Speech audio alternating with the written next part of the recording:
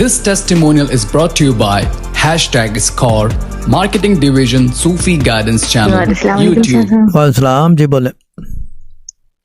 शाह साहब, अल्हम्दुलिल्लाह से जब ना आपने कहा था कि फ्रिज का नक्श चेंज करके लगाना, उसके बाद से ना मेरी फ्रिज की कोई चीज इस्तेमाल ही नहीं हुई। 8 दिन खाना ही नहीं पकाना पड़ा। ओए होए, तो फ्रिज के अंदर सब कुछ वैसा ही है? आपका फ्रिज है फ्रीजर है? वैसा के वैसा।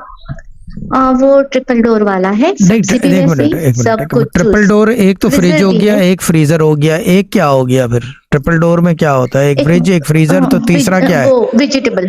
एक वेजिटेबल। तो वेजिटेबल ना ठंडा होता है ना गर्म होता है?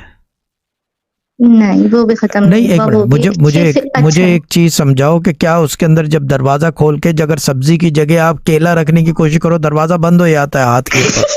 पूछ रहा हूँ क्योंकि मेरे को समझ नहीं है। मैं तो डबल डोर ही जानता हूँ, एक फ्रिज और एक फ्रीजर। नहीं, वो तो नॉर्मल टेम्परेचर होता है, जितना सब्जी को चाहिए उतना।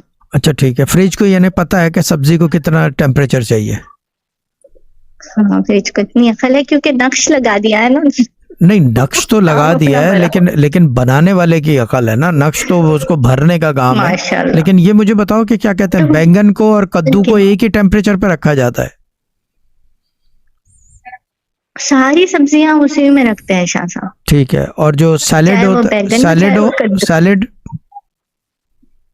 सैलेड तो तभी के तभी बनाते, तभी के तभी खा।